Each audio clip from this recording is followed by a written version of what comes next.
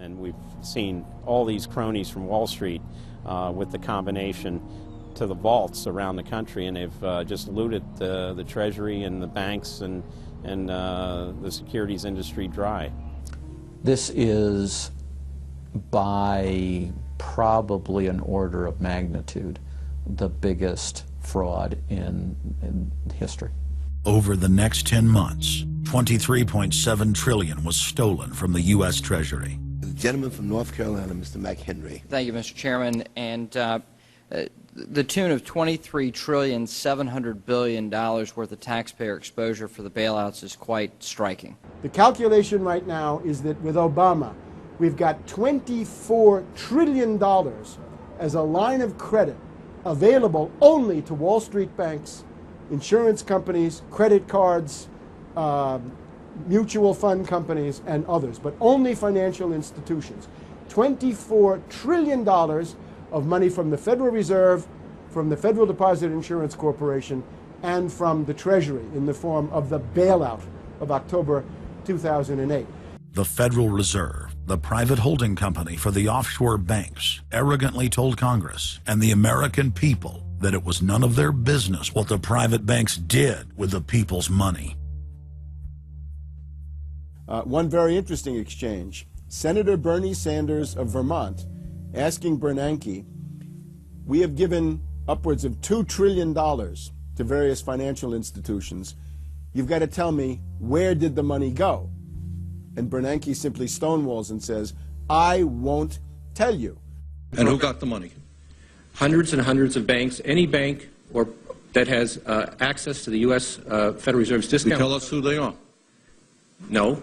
Do you have to be a large, greedy, reckless financial institution to apply for these monies? There is no subsidy. There is no capital involved. There is no gift involved. It is a collateralized, short-term liquid loan that is both over-collateralized and is recourse to the company itself. We have never lost a penny doing it.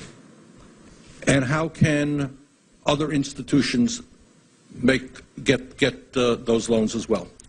According to the law, we are supposed to be lending to depository institutions. Let me just say this, Mr. Chairman. I have a hard time understanding how you have put $2.2 trillion at risk without making those names available, those institutions public.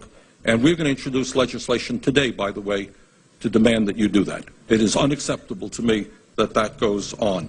Behind me, the Federal Reserve is probably the least transparent agency in the federal government. One could even argue that the Central Intelligence Agency is more transparent than the Federal Reserve. The fact is that the American people want to know more of the secrets of the temple, as the book was before you were born, The Secrets of the Temple. The Fed, as you know, is just a monopoly by the bankers. This is simply putting the foxes in charge of the henhouse. Personally, I'd be in favor of Congress just nationalizing the Fed and getting the bankers out of there. They're just stealing from the American people. Put it directly in the hands of Congress and let Congress decide, rather than this cabal of bankers deciding their own rates of profit at the expense of the American people. Since the Federal Reserve's creation in 1913, patriots have labored tirelessly to alert the American people to the true nature of the Federal Reserve.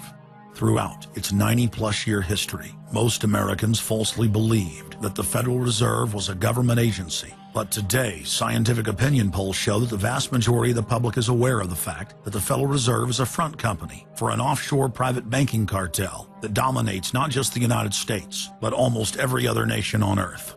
It's never been written about in any book that I've found as to who gave these guys the authority or permission to be the international bankers for the world. Why would you even need international bankers?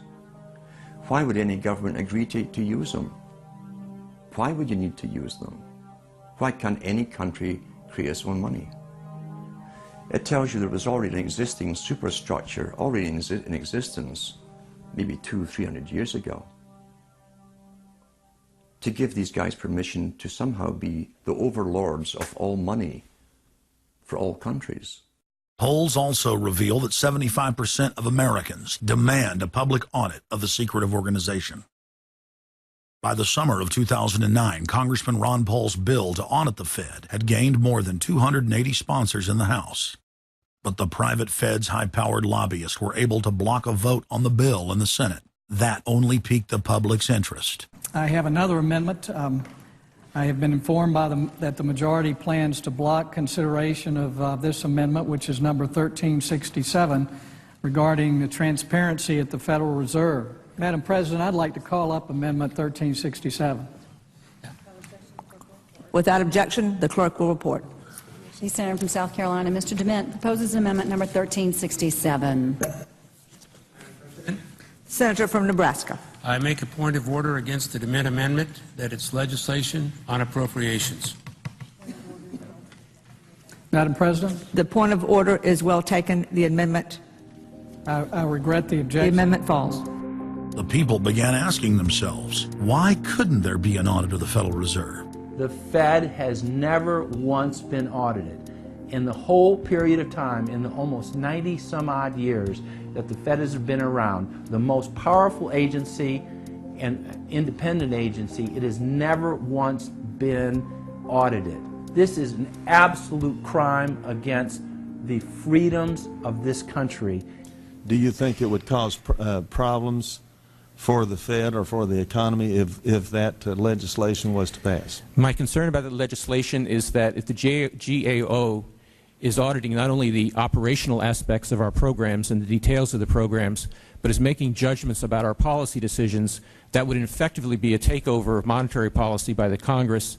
Is that your position, that this bill, if it were to be passed, would interfere directly with interest rates, setting interest rates? If we were to raise interest rates at a meeting and someone in the Congress didn't like that and said, I want the GAO to audit that decision, wouldn't that be viewed as an interference? I wouldn't think so. This is just reviewing it, and you can do what you want.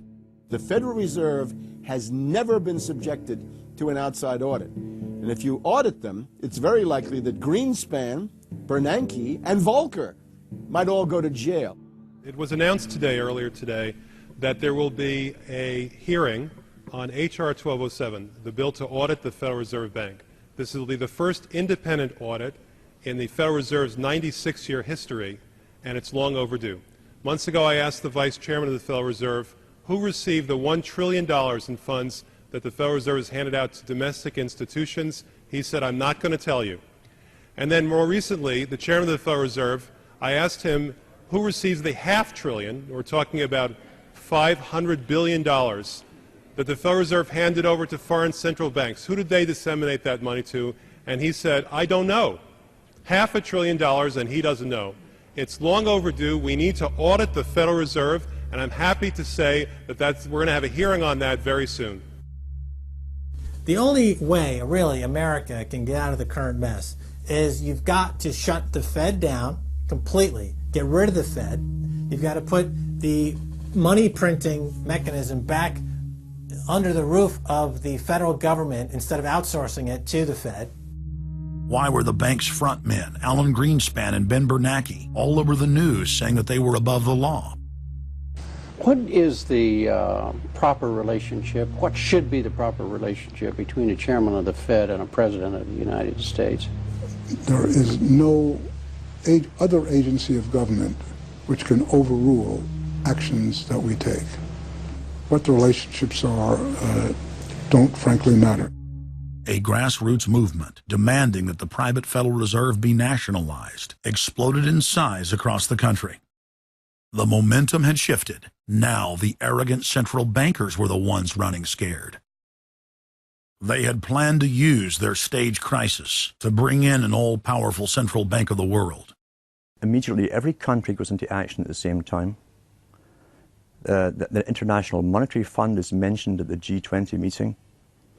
They say that it must be brought to its full power, and we need a Bretton Woods Part 2 for world taxation. What is global government? For decades, the media denied it existed. But now they're saying, oh yes, there's going to be a global government, a new bank of the world, and we're going to pay our carbon taxes to it. What is it? It's nothing more than a private, hostile, corporate takeover of every sovereign nation on earth. And then when you look at the philosophy of these global corporate chieftains, it is one of domination of the poor, domination of the population. It is a view that human life just isn't cheap. No, human life is a negative. And so no matter what they do, they have the rationale that it's in the greater interest to get rid of more human lives. They are so arrogant and they're so sure of themselves. They're saying, yes, we created the European Union, we created the Euro, and these are from the people of the Bilderberg. We are going to create a world bank. We're going to create a world government. They're saying it out loud and clearly. Suddenly, across the planet, their regional front banks had been identified by sovereign populations as the illegitimate shadow governments that they are.